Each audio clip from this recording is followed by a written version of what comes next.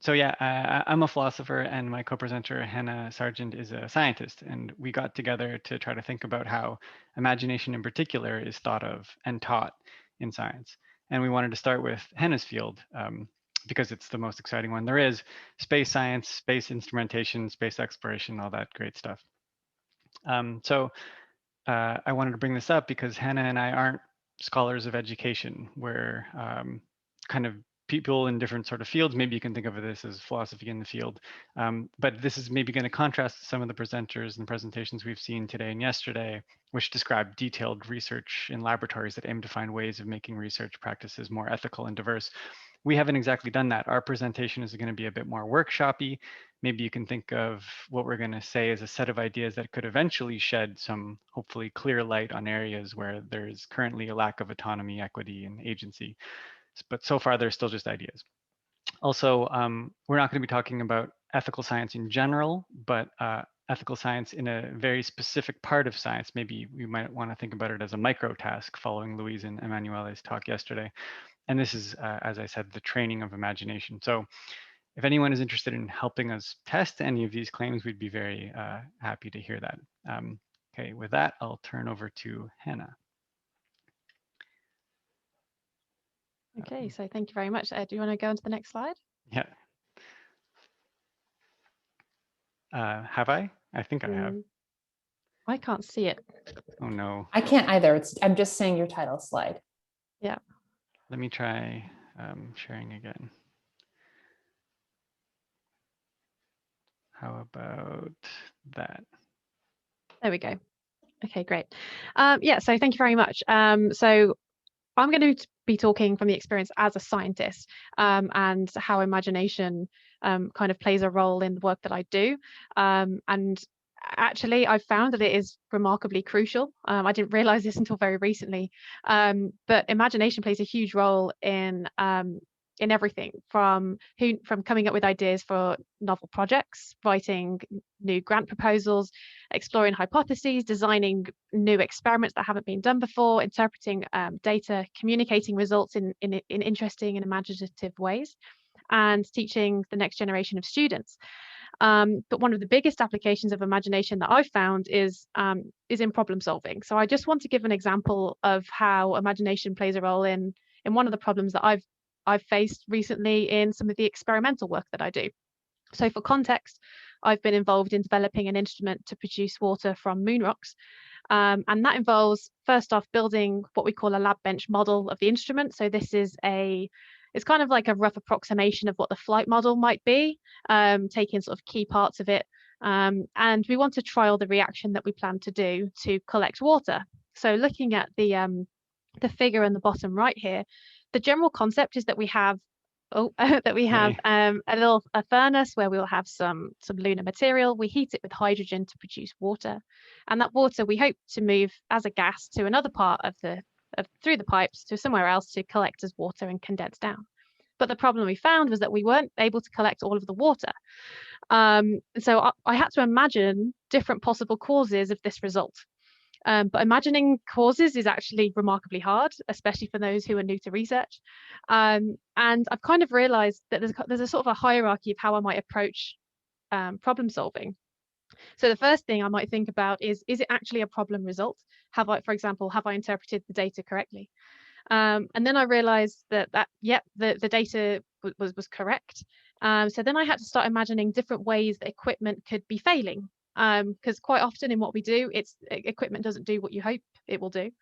But after checking, for example, that there weren't any leaks in the system, which is a common issue that others in the lab would have, I then started thinking more on a micro scale and imagining different problems with my understanding of the actual processes that were going on inside the system.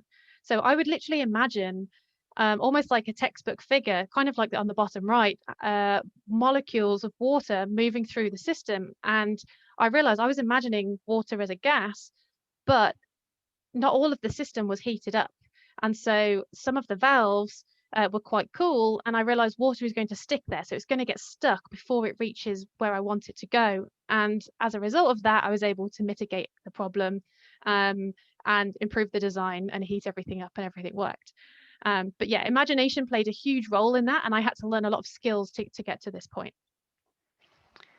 Okay, so if we take Hannah at her word, which we of course should, she's trustworthy and reliable as a scientist, we can, I think, generalize and say something like attending to the workings of imagination is not a soft option. It's not something we can put off. It's not something we should ignore. It's a serious and important part of science. I have been performing interviews on scientists, specifically focusing on how they feel about imagination, when they think they should use it, when they think that they shouldn't, and so on for a while now. Here's a couple of quotes. So I ask all of them, do they talk about imagination out loud? And the answer is almost always no. It's not something that people talk about. Everybody imagines, but no one really talks about it or how to do it better or when to spend time on it. Everybody kind of has the same semi-shocked reaction, like, yeah, that must be important, but why don't we discuss it? Do they teach it? Here's a PI from a climate science lab in Switzerland. She said, I think the only time when I have this discussion is when PhDs transition towards becoming a postdoc, or when postdocs transition to a point where they need to get their own funding. So where they have to come up with their own research ideas. And that's when I had this discussion where people were scared that they wouldn't have the imagination to come up with these ideas. I think that's the only point in time.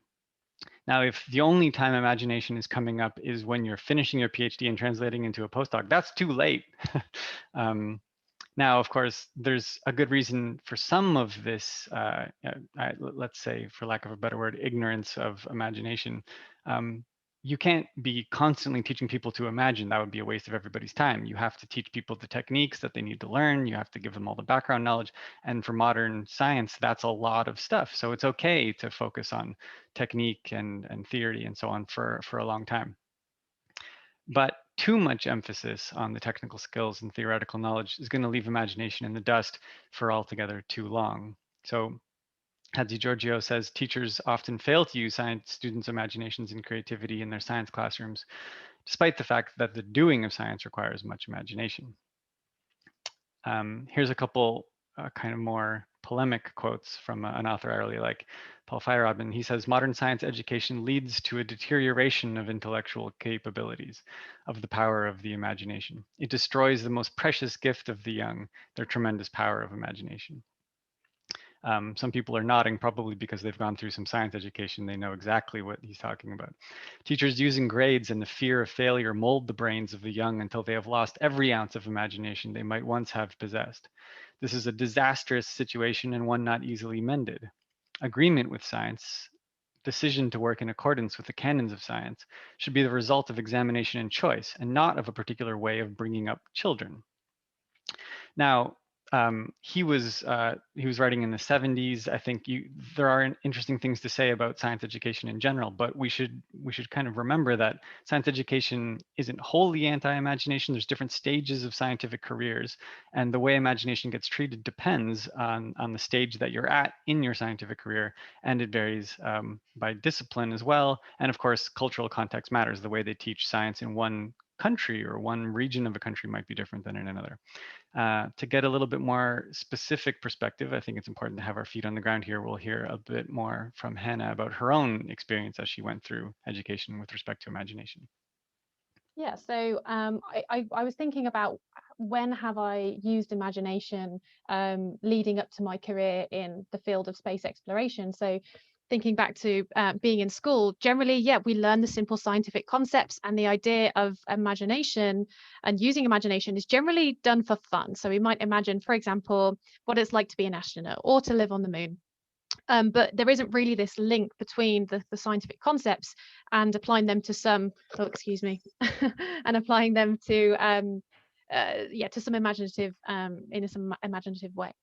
But then moving on to undergraduate level, again, we're learning more scientific concepts in a lot of greater detail, and any problems that we have are very prescribed. So we learn a concept and then we apply it to a problem. Even with the experimental work that we do, it's applying, it's a single problem, and we are applying some of the concepts that we've just learned.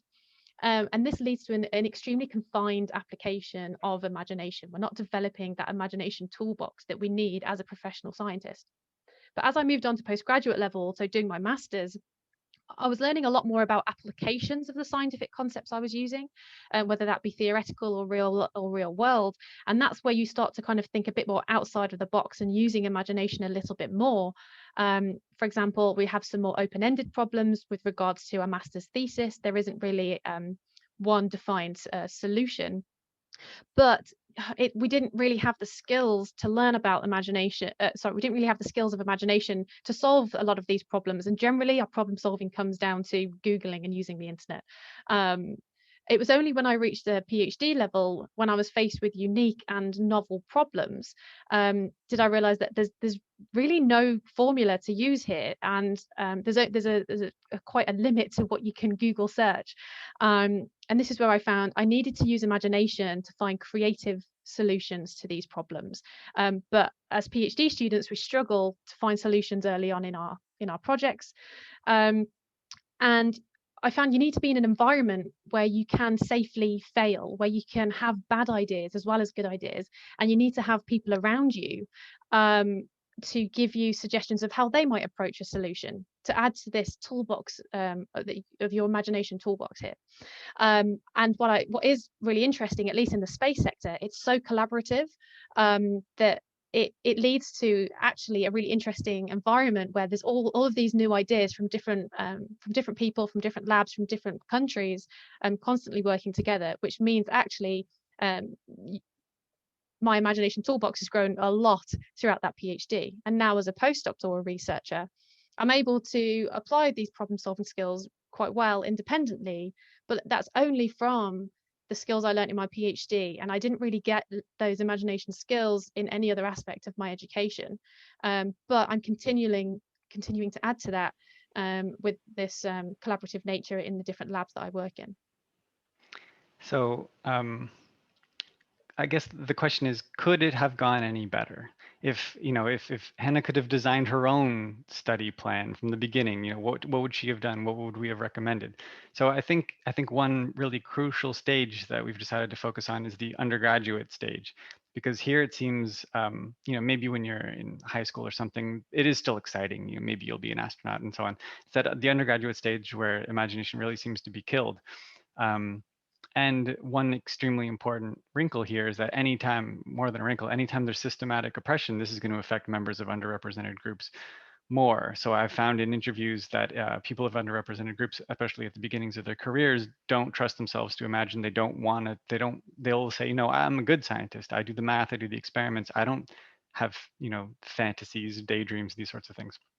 And this is a kind of epistemic injustice, I think. It's a systemic epistemic injustice. And I think what happens is that imaginative people are going to get pushed, have been, and continue to be pushed out of science at early stages.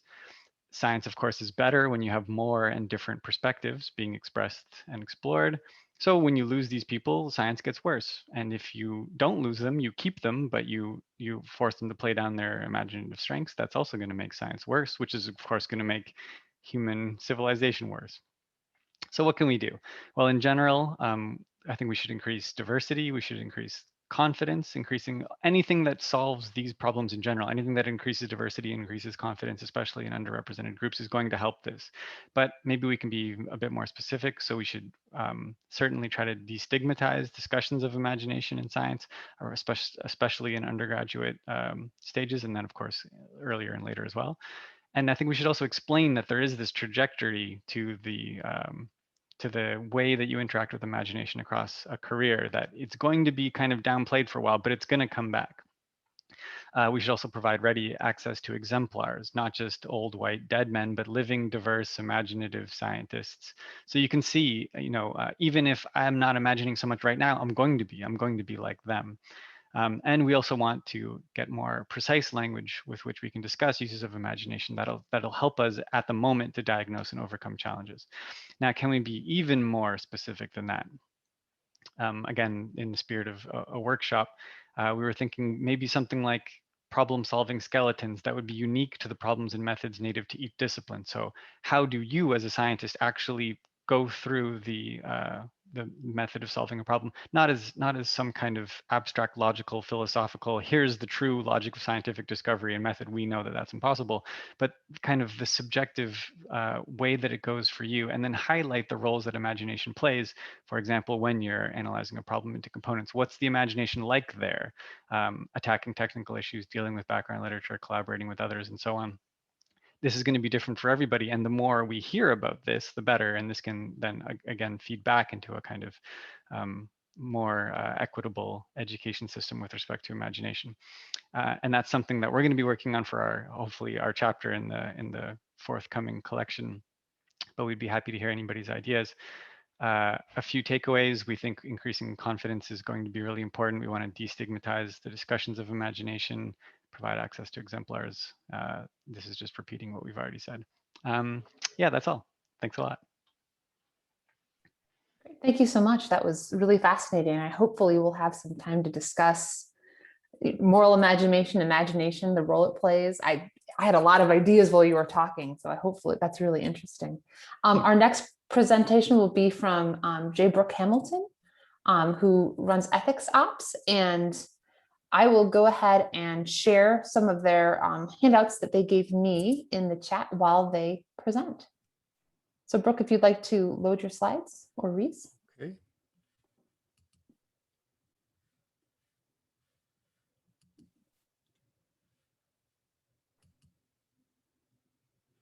All right. Is my sound okay? Yes, you're loud and clear. Okay, great. Thank you.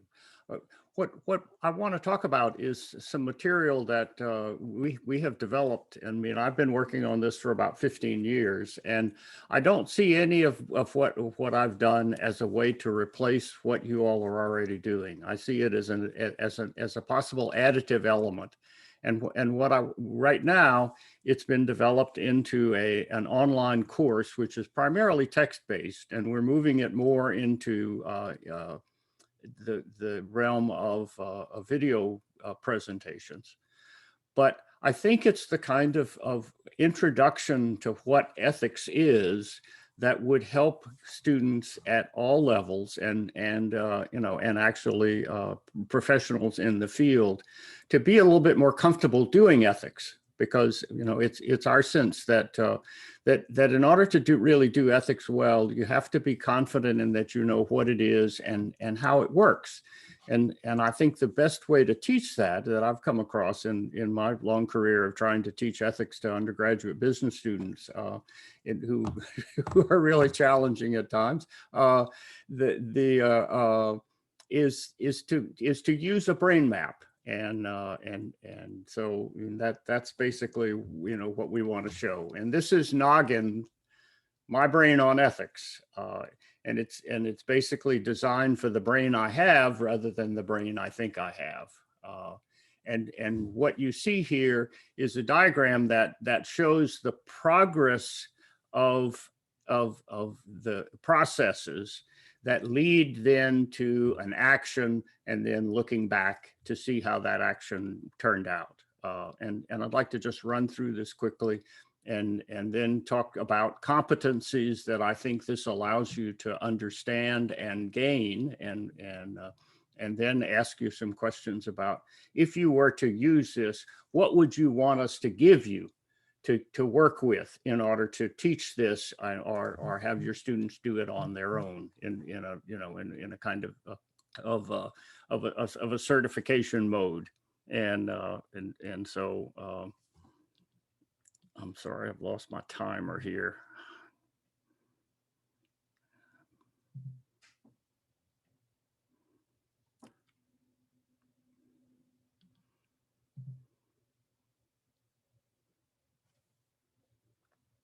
All right.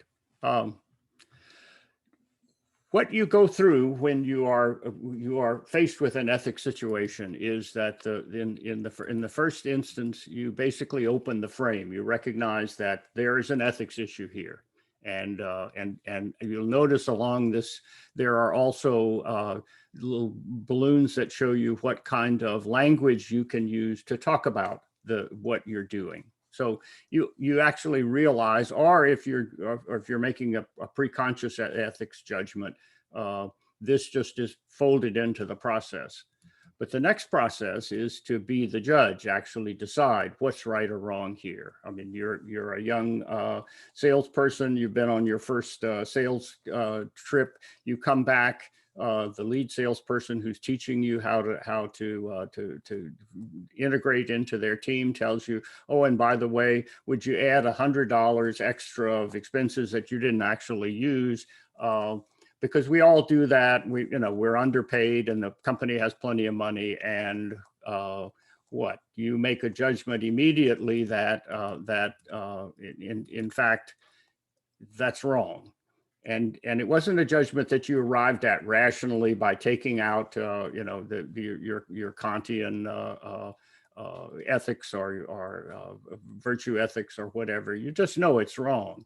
And that's basically a trust my gut judgment. And if we understand how that works, then we're able to use it much more effectively, because we know both the strengths and the limitations of it.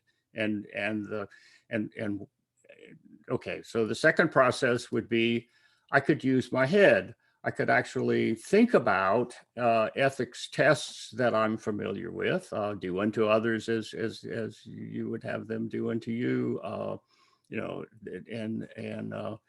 and understanding how to do these tests and the way in which you can use them is a really valuable skill. The next thing you could do is you could engage the crowd. You could go to people who you respect and ask them, or you could see how they act in similar situations to the one you're in. And in that way, you get both advice and example. And those are both important ways to check your own judgments and make sure that you're not missing something. The next thing that we sometimes do, or we do immediately if people have looked at us and said, you're really, this is wrong, you're not acting well or something. If we're being criticized or threatened, we go into what the psychologists talk about as a reaction mode, and that we immediately begin to defend what we decided. And our brain really shuts off the fact that we're in this reaction mode, and tends to make us feel like that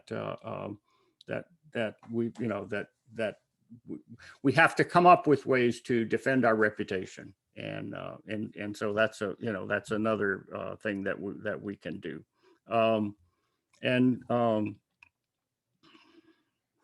so. If we have then decided using one or more of these processes, these judgment processes, made a judgment about what's right or wrong, we then just have to decide whether we are the kind of person who is going to act on that judgment, because there may be difficulties in the situation that make it expensive for me to be ethical. And so one of the things that I need to do is I need to check my narrative. I can use a narrative test in which I talk about with myself about the kind of person I am, and get myself ready to act ethically. I can use a mirror test. I mean, what about, can I look at myself in the mirror every morning and be satisfied if I don't act ethically? And also, in order to deal with the difficulties in the situation, we're fortunate that we've got people who have done some wonderful work, Mary Gentile's work that Kelly and I talked about yesterday, the Give Voice to Values work that helps you understand how you can do a better job of overcoming either situational or organizational barriers to what you should be doing. Then you act, you do it. And then afterwards, as psychologists tell us, we look back either consciously or unconsciously and look at the outcomes of how our judgment and our action worked out.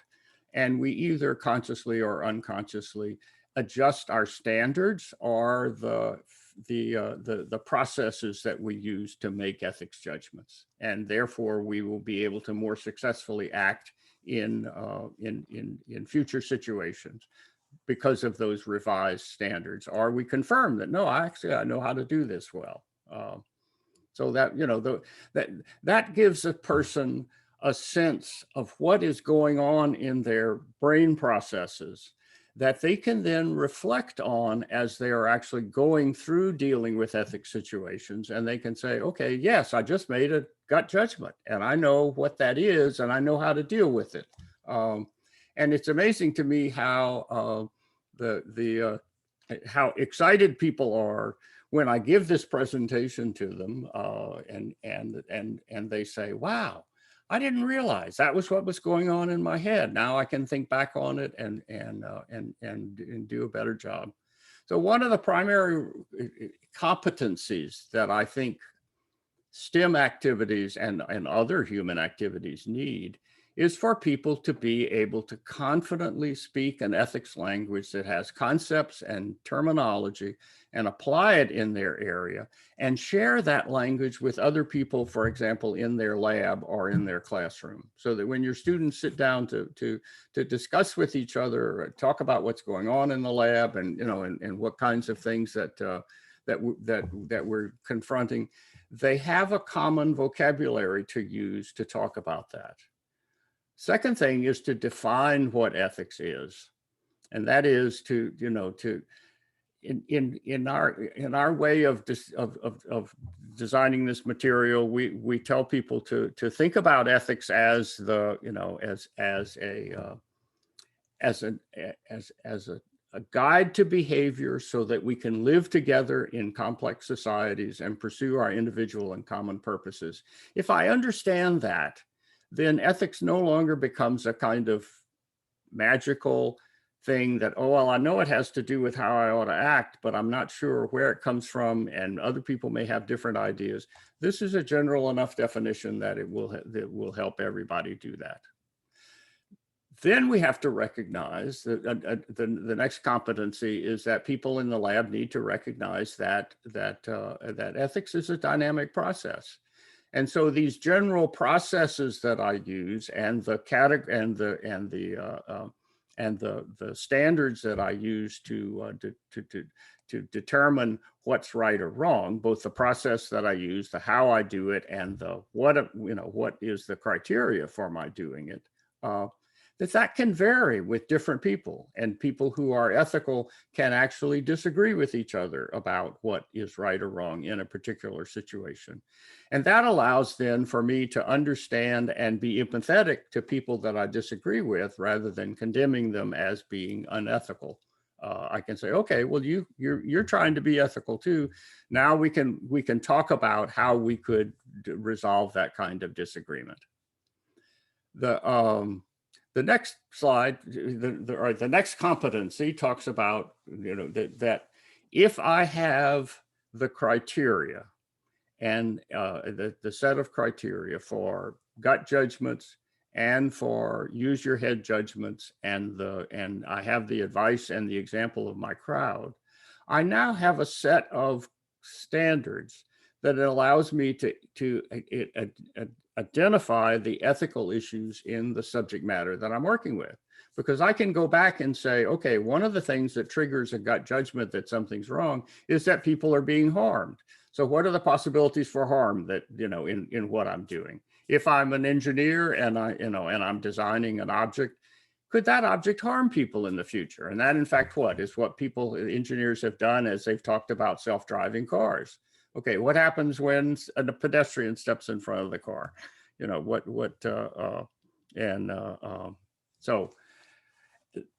And you can explain why it's an ethics issue, because you can point to those criteria as the reason that it's an ethics issue.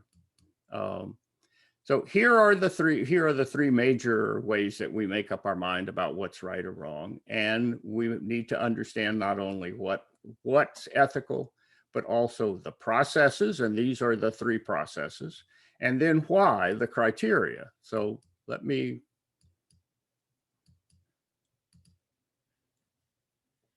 here are the processes, and here are some skills for using those processes. For example, if I am doing gut judgments, I will want to recognize that I made one. I want to identify what the criteria was, the pattern emotion trigger. I need to talk about why it was a sound judgment, and I need to check for extraneous influences, and I need to analyze my process strengths and weaknesses. And the material shows you the ways to go about doing each one of these three things. Here are the criteria. If I understand and I have available to me this list of the patterns that I see, either positive patterns that tell me something's right or negative patterns that see something's wrong, or the emotions that I'm feeling, then, or if I can look at these ethics tests, we have a set of translated ethics tests. Because no one, as I always told my business students, if you say to people in the meeting, well, you know, we ought to act so that the maximum of our action should be a universal law, they're going to stop inviting you to meetings. I mean, you need to have some other way to say, okay, am I giving others the freedom and the information to choose what they value? That's basically the Kantian test for universalizing. What if, you know, everybody did this, and what if they did it to me? That's universalizing. This is the treat people as ends and not as simply as means. Okay, so they can learn this material from our lessons.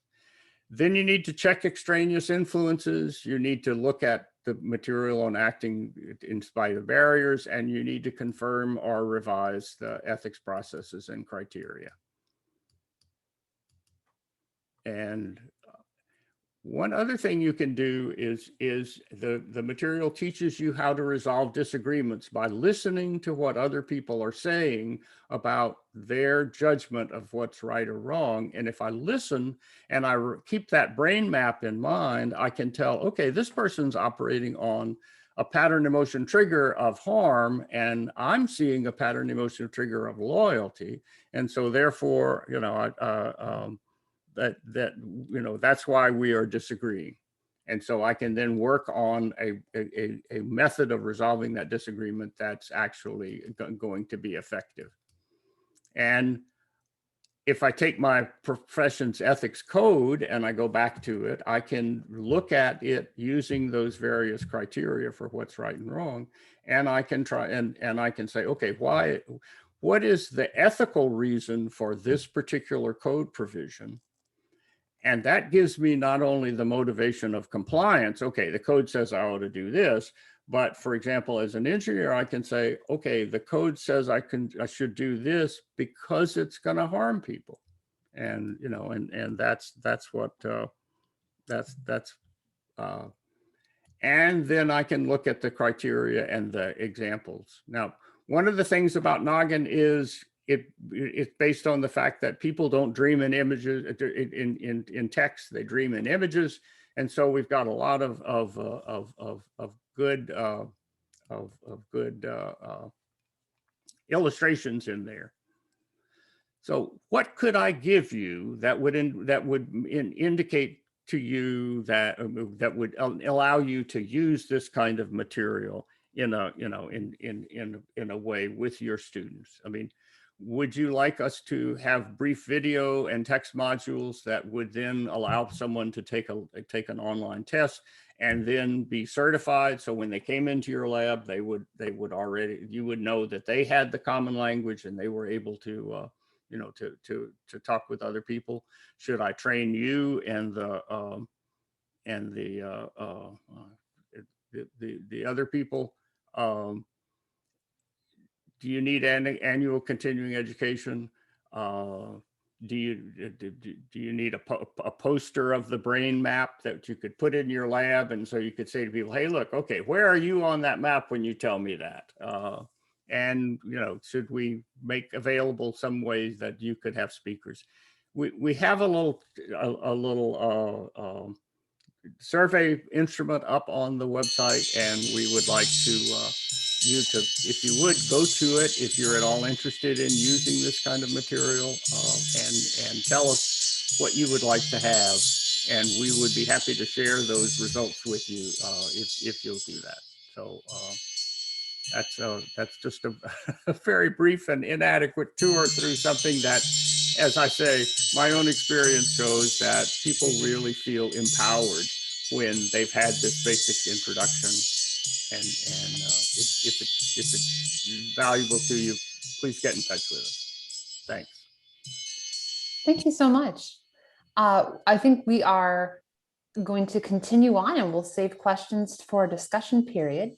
Our next presenter is Meritiji Botts, storytelling as a facilitation tool for inclusive ethics training. So if you'd like to go ahead and take over the screen sharing, we can. Thank you very much. I'm quickly going to share my screen. There we go. Okay. Let me start my screen sharing. Is my sound okay? Because I had difficulty with sound previously. We can hear you perfectly. Brilliant. Okay. As a bit of background, while my slides are still loading, I have a background in law. I specifically specialize in, there we go. I specialize in biotechnology law. And I recently moved to Luxembourg, where I joined a interdisciplinary center where we focus on the legal and ethical issues of the interdisciplinary section between science, technology, and law. So I would like to talk a bit about storytelling as a facilitation tool for the inclusive ethics training. And it's something we want to pursue, coming from a biotechnology background, specifically in the genomics area, going forward into the computer science and data science area, and with regards to privacy. If I can use informed consent as an example, there are numerous international rules, codes, regulations, declarations that give guidance towards how to ethically obtain informed consent. You have the Nuremberg Code, Belmont Report, Declaration of Helsinki, ethical guidelines of biomedical research involving human subjects. And every year it feels like there's getting added on to these international instruments. If we have so many rules, why is this ethical issues not being sorted out? The reason being is that these rules provide a mere general or an abstract guideline. And that leaves individual researchers or STEM students to figure out which rules are applicable and how do you interpret them on a specific case study.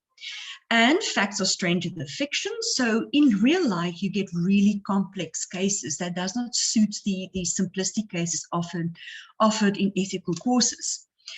So there's no rules or regulations that can actually substitute human judgment.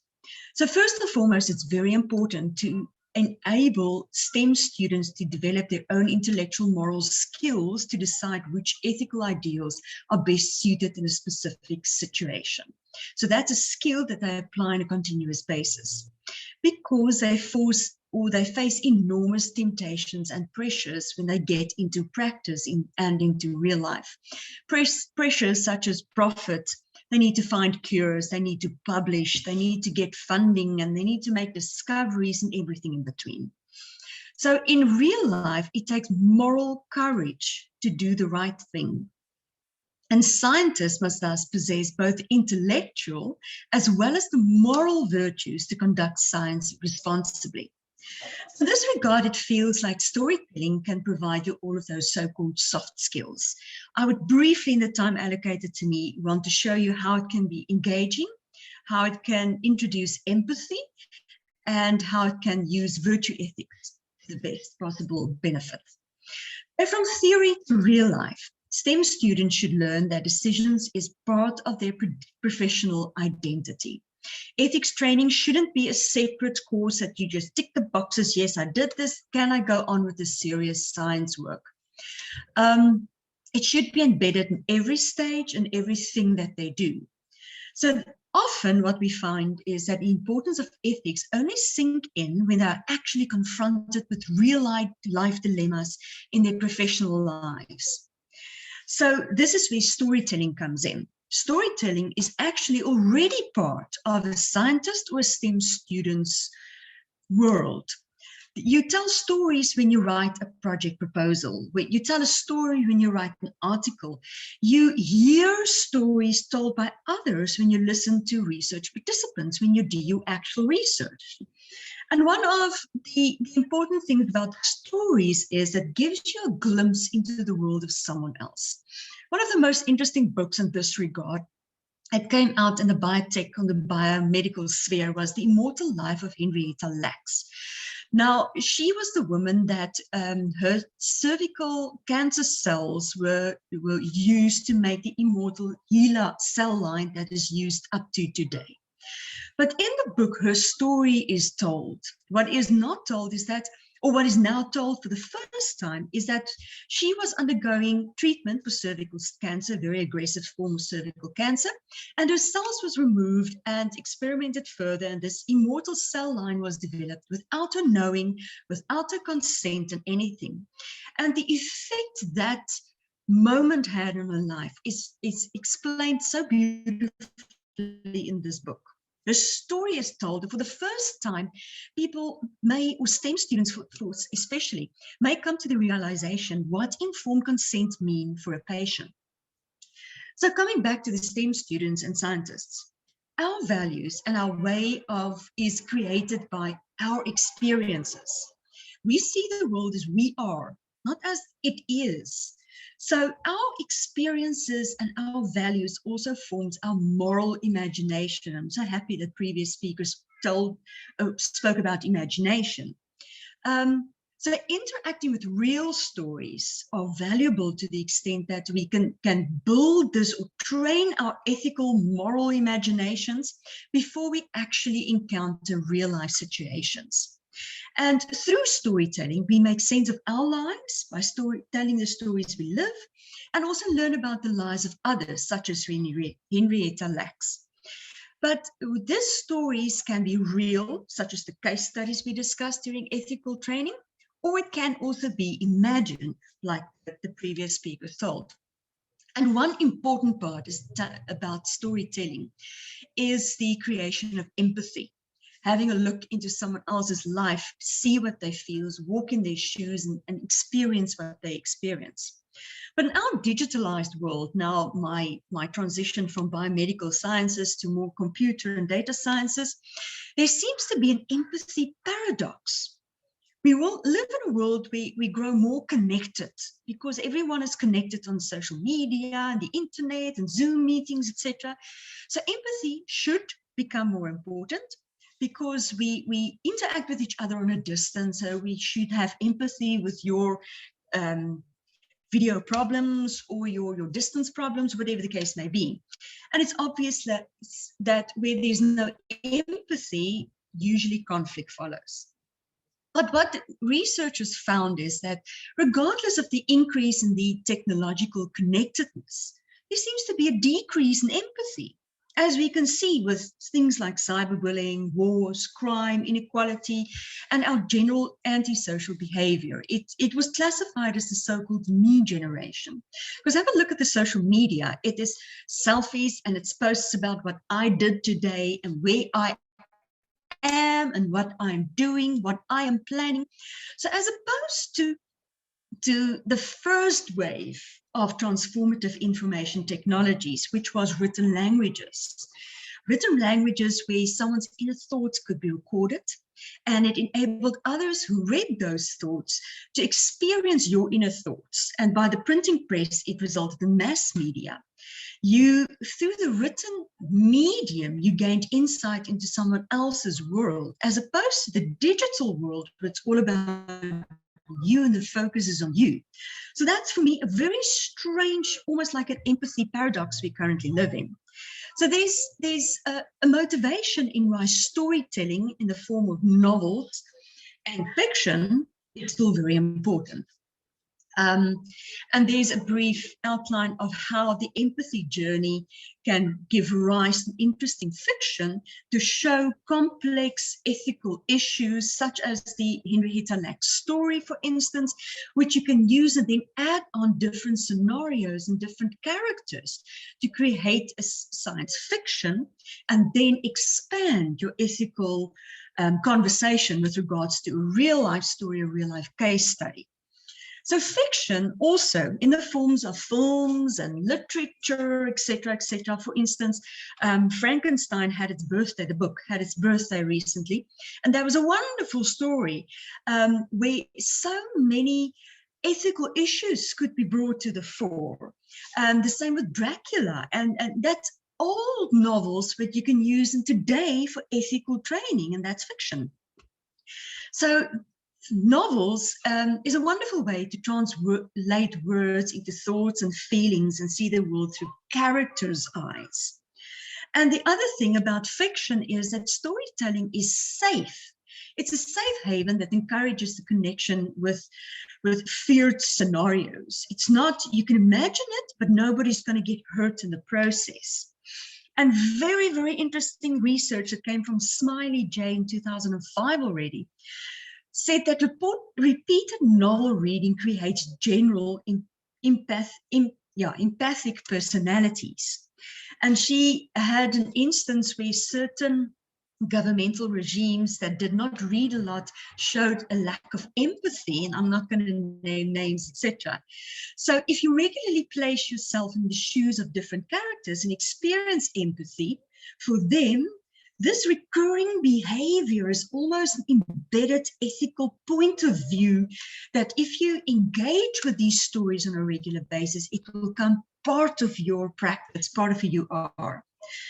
So that's the novel, and it works very well. And we sit with the empathy paradox, as I said, in digital storytelling, which is kind of true, but we're still exploring that. But there's many methods of storytelling. Writing was one of them. One of the professors used writing in her empathy ethics training, and she says she asks students to write because by writing you concentrate the mind and you create awareness of what you are thinking and what other people are thinking. Then you have auditive learning, when you use personal experiences to build stories by talking to other people. This is pretty much mirroring the research process by interviewing research participants, etc. And you can make it intimate by imagining or envisioning what people tell you. Then you have a digital storytelling process where participants engage in a multimedia process to give you a glimpse into their world by photographs or video, journaling, etc. A very interesting visual therapy or visual storytelling was when you use in war veterans, you use a visual aid to help the war veterans' family to show what they've gone through, to give them a glimpse into their post-traumatic stress disorders, to give them empathy of the whole emotional baggage that they come home with, and how to help understand them and deal with that.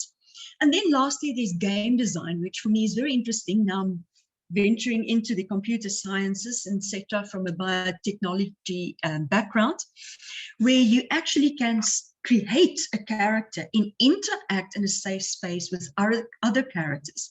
There's even game designs where you can swap out characters to really practice their point of view and to see what they feel and what they think of.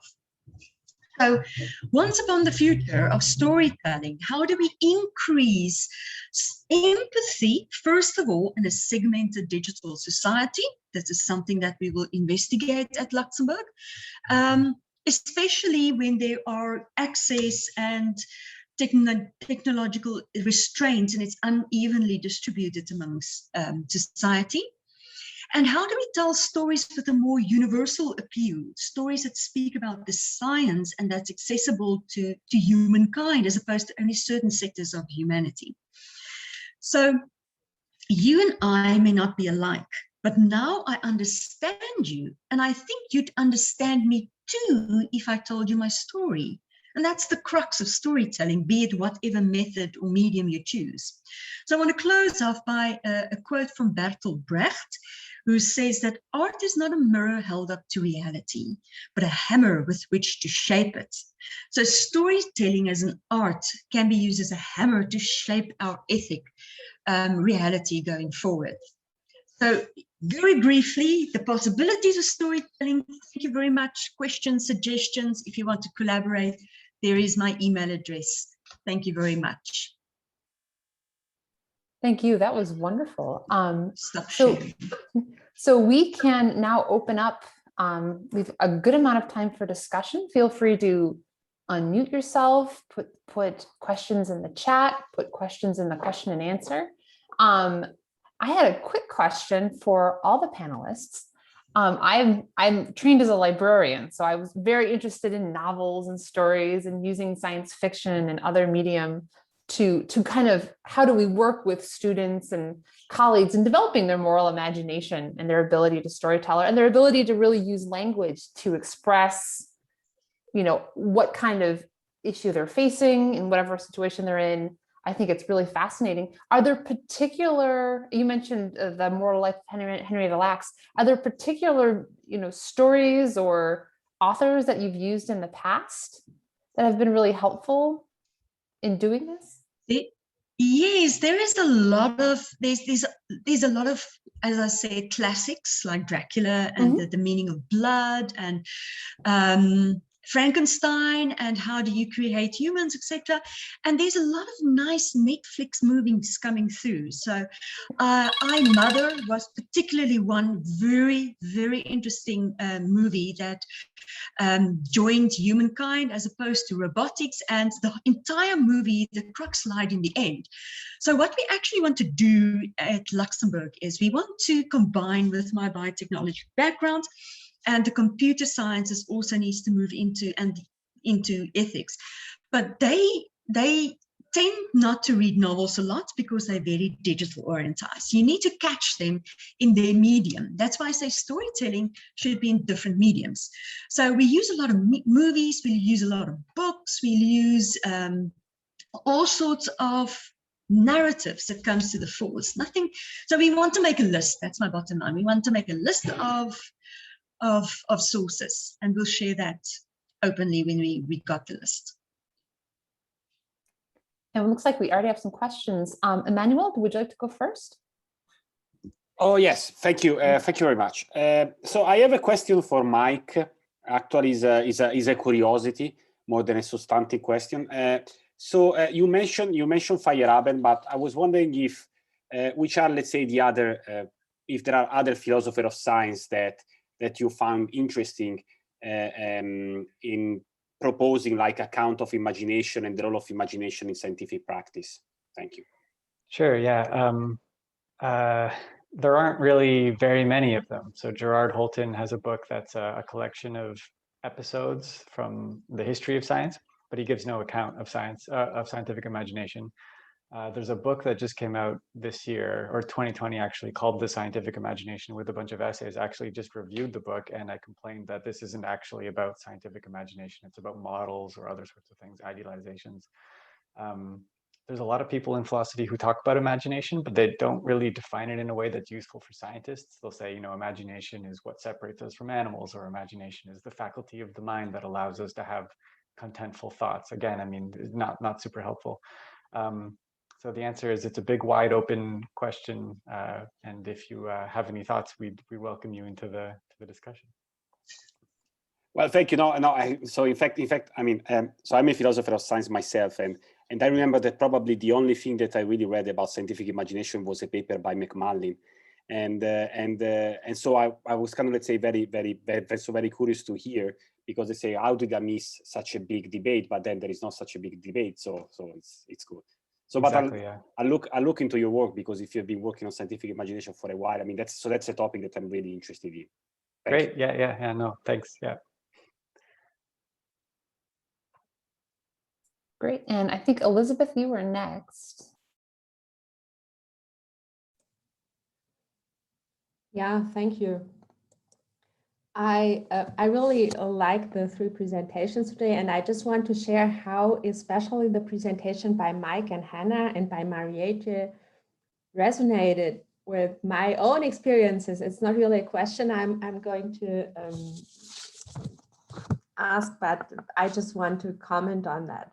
So I did study biochemistry, and I was at that time I was a minority student in the sense that I was one of very few women in my group.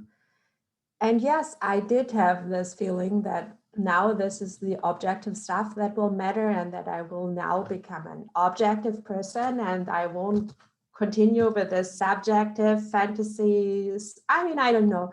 And yeah, this resonated a lot. And I'm really thinking about what would have been different if I mean, not necessarily just me, but everyone would have been encouraged to use their imagination in a better, not in a better way, to use their imagination at all.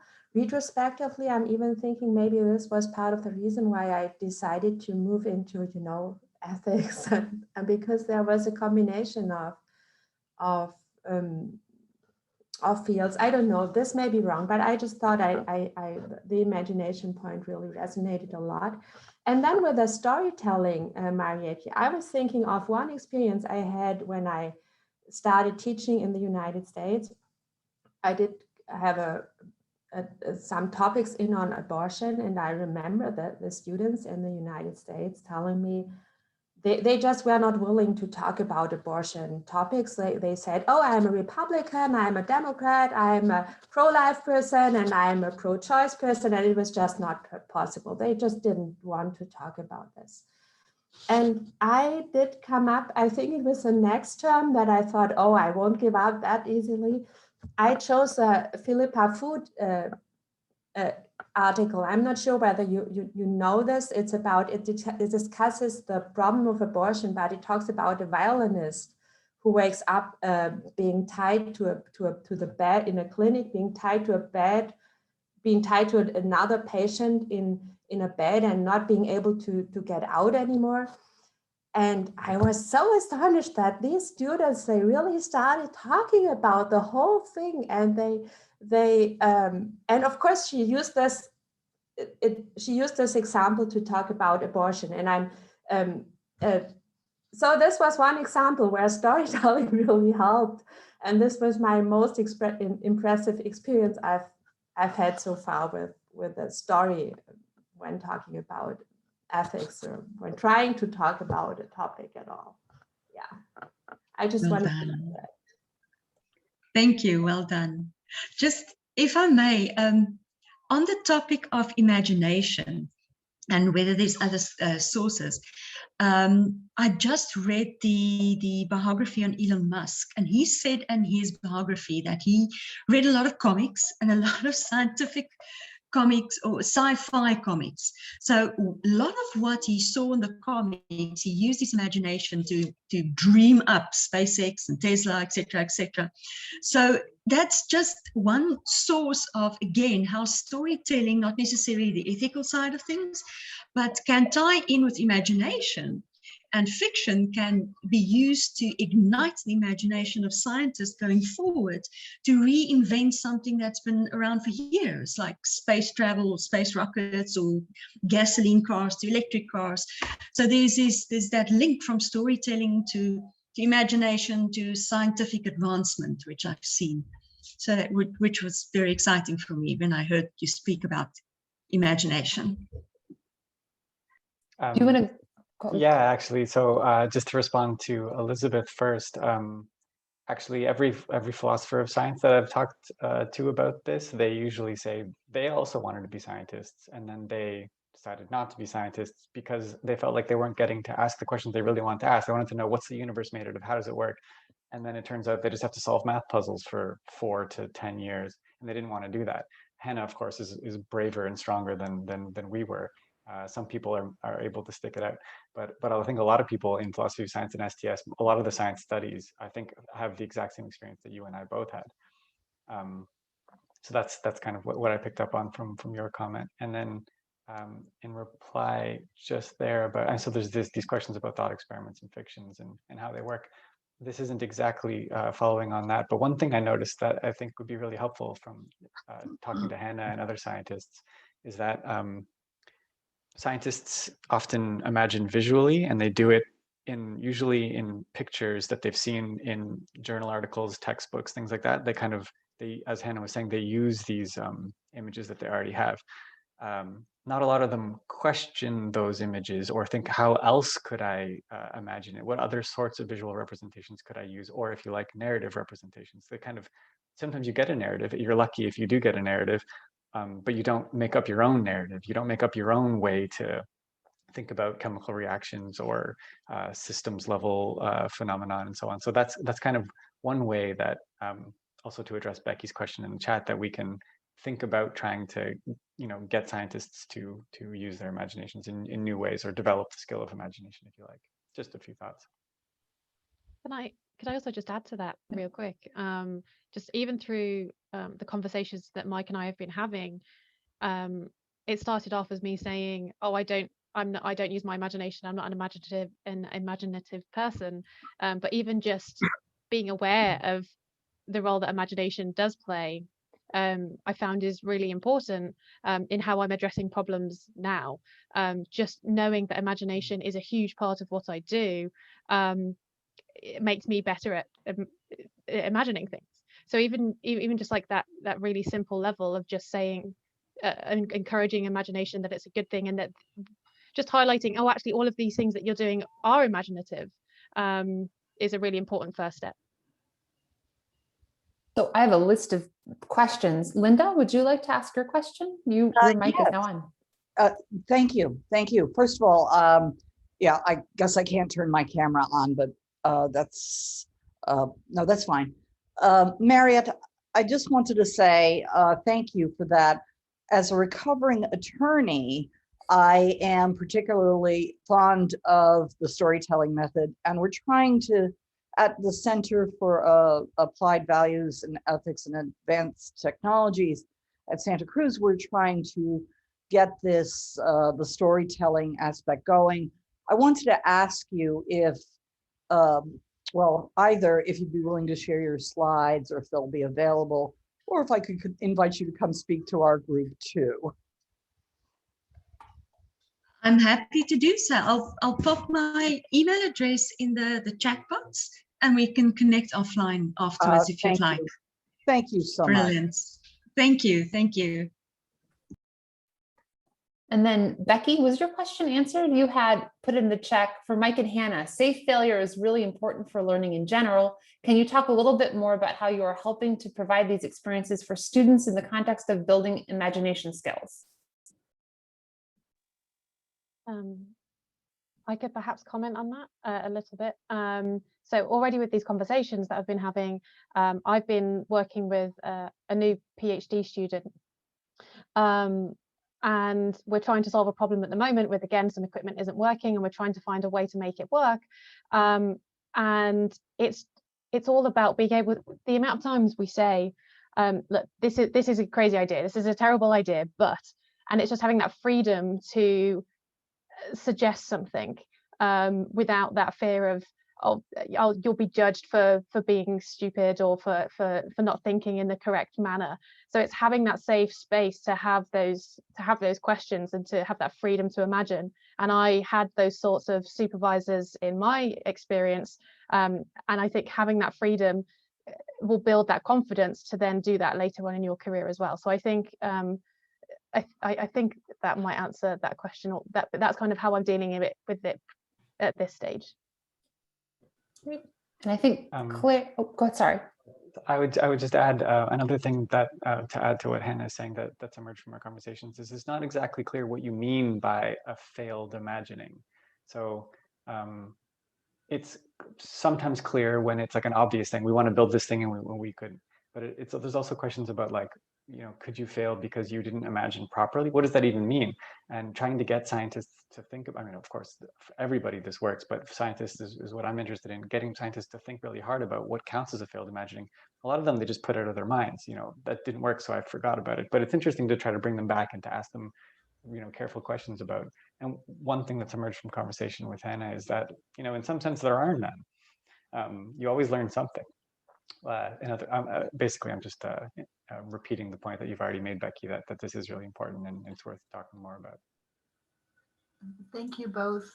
Just to extend it a little bit to some of the real world ethical consequences, the fear of failure prevents people, especially engineers, from asking for help. And then we end up with cases like the Volkswagen debacle, where nobody can say it's not quite working. I don't know what's going on. I need help to get out of this. Things get hidden and hidden until there's really big problems. So not exposing the failure ends up being an ethical problem as well. So connecting it to imagination, connecting it to storytelling, exploring this. I think these are really great approaches. Thank you. And I think, Claire, you had the next question in mind? Yeah, I think it directly kind of piggybacks on Becky's question a little bit and goes back to Eric's from the previous panel. So when I've tried to talk to my colleagues and students about the importance of creativity and imagination and the sciences, the two answers and role for kind of story, right? The two responses are they don't know enough yet to imagine, right? That you need to know stuff first before you can productively imagine things. So we have to continue teaching the way we usually teach. And right, they don't know enough yet. Oh, and there's not enough time. Like in order to get an accredited undergraduate degree, they have to make it through this, and this. And so this kind of thing that you're proposing takes time. They have to be able to fail. They have to be able to fail safely, and they just can't do it. So I wonder how do you get buy-in? So this is why actually I brought up the piano analogy. So if you're a piano teacher and you're teaching somebody to play piano, you don't have time to teach them how to compose and think about how to design a new song or to improvise at the beginning. That's true. It is actually fair to not teach people to imagine for a while. But the difference, I think, is that if you're learning to play piano, you can just YouTube videos of people improvising. You can see that eventually your imagination is going to be important and valued. You can see examples very clearly of different kinds of imaginative piano playing all the way through. And so it's not to say that the onus is on the student during their undergraduate and graduate education to look at to take their own spare time to learn about imagination or anything like that. But it would be really nice if they could at least see that their imagination would be valued later on. I mean, as a very first step, I think. I mean, but would that solve the problem of them dropping out when they can't use their imagination? Or so if the problem, right, is if you just hold on, you'll get to do it. I mean, I take it that that's not going to work, right? Well, it's working for me with the cello. And so that's probably not enough, but it definitely would be something. I mean, when I was doing physics, I was like, this is just I'm now outing myself as a failed science student. This is kind of not interesting. And if this is all there is to doing science, I don't really want to do this. But I didn't actually know what the actual daily work of science was like. Nobody told me what that was like. I had no access to exemplars of that sort of thing, that the imagination does eventually come back. So this wouldn't help everybody, but it certainly would have helped me and probably would help other people. Do we need a more robust education system where you somehow work imagination? That would be great, yeah. But I understand the point of view of people who've expressed the things that you report there, that there isn't enough time. There's so much that you have to give people. And of course, that's actually true. I mean, they're not wrong about that. When people say children have the best imaginations, that's not true. Children have not that great imaginations because they don't have very much experience to draw on to turn into interesting stories or anything like that. So I think it's fair to say that you need to get a lot of background knowledge. You need to get a lot of technical expertise into the scientists during their education. Just wouldn't it be nice if there was a way to also tell them that imagination is going to come back and that it is going to be valued? I don't know, but I take your concern very seriously that maybe we need more. So Chris wrote something in the chat. Is there a relationship here with science and technology studies that might connect to ethics and the moral imagination? And I know, Mike, you shared a link, which I will share with everyone. And Chris, did you want to say anything else about that question? Or Mike, did you want to respond anymore? That book is free. That's all I wanted to say, is that the book is freely downloadable and it's a really good scholar. Yeah, there's just so many connections happening for me in these discussions. And currently, I'm just thinking about that because in design education, we have the same thing, the need for developing the craft and developing techniques and basic knowledge. And then, you know, imagination and creativity is so much a part of this. So being able to balance that And yeah, I share, I guess it was Mike's comment, you know, I get, in my efforts to learn piano or learn a language, oh God, you know, it's like, do we have to do this? And it's like, yeah, you do. So there's a discipline involved here as well. But I think the idea of keeping people's enthusiasm and excitement alive at the same time is critical. Yeah. Thank you. James, I think you've had your hand up patiently for a while.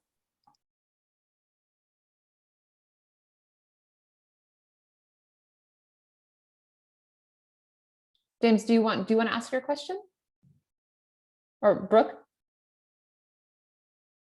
I think you're on mute still.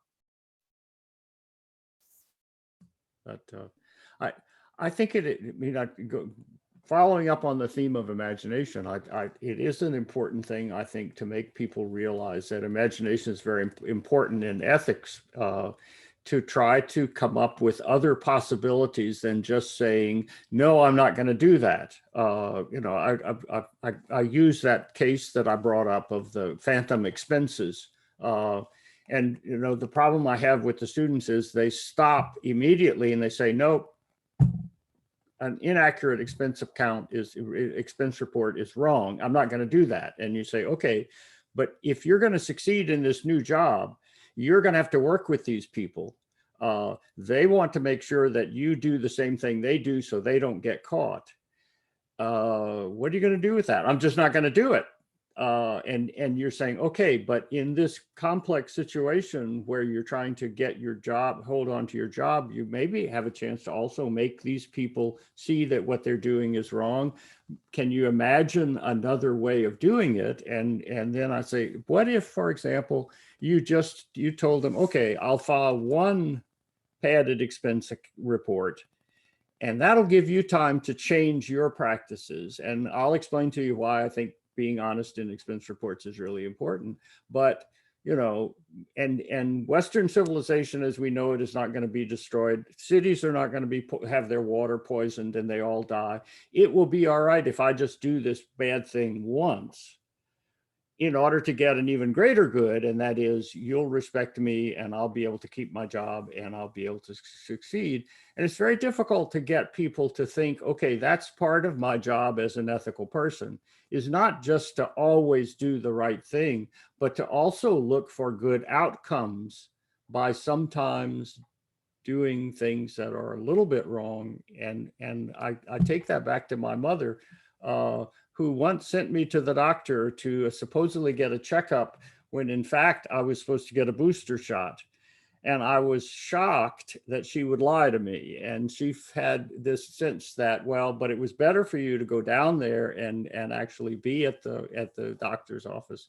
And so it was okay for me to tell this one small white lie.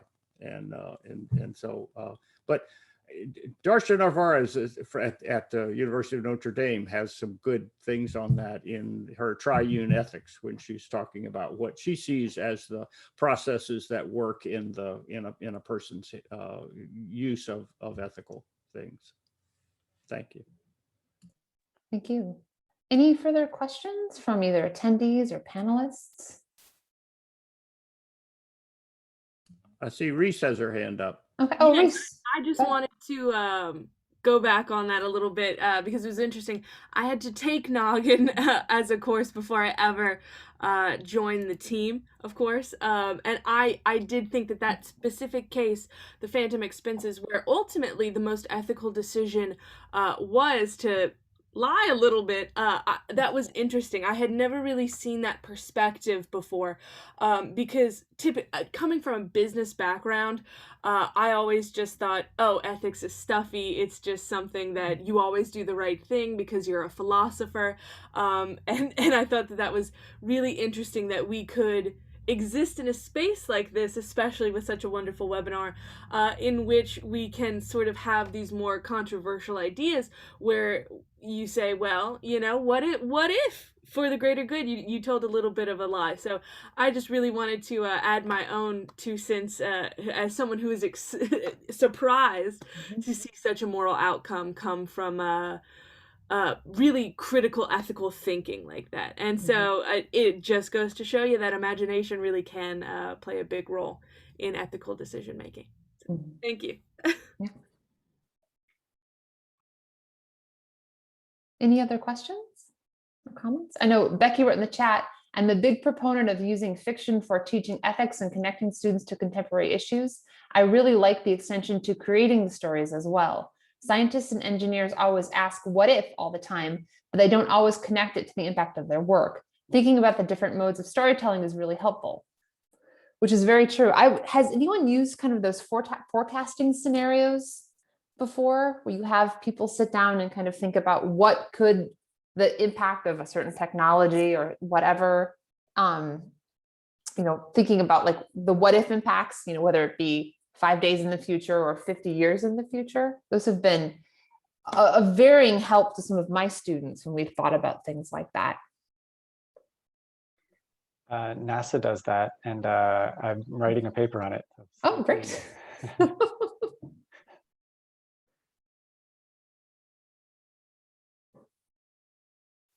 And then Linda just wrote, we did that in the military too. So obviously this is a pretty common practice. Any other questions?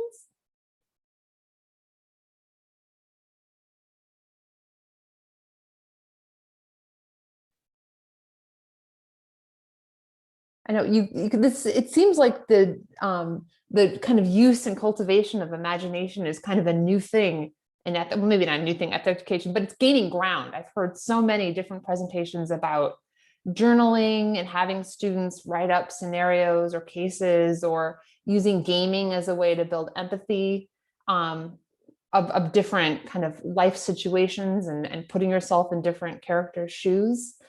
So I'm excited to see what comes up in this area in the future. Becky just wrote, will people write these up and submit suggested classroom activities to the Online Ethics Center? This sounds really helpful, and that's fantastic. So I'm involved, and I know Rosalind Byrne and Becky Bates are all involved in this. There's a great online resource called the Online Ethics Center, and we're always looking for new cases or new learning activities that could potentially be useful for, any discipline in the STEM area. So if you have anything in your kind of toolkit that you've used in the past that's been really effective, we would love to have it on the Online Ethics Center. I'll put in the chat in just a second where you can submit those cases if you are interested, and we will get those shared with everyone. Any other questions?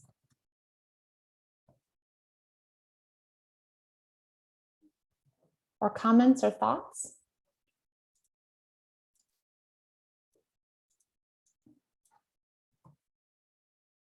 I'm just going to drop the submission page for the Online Ethics Center in the chat if anyone's interested, and I'll send that out later.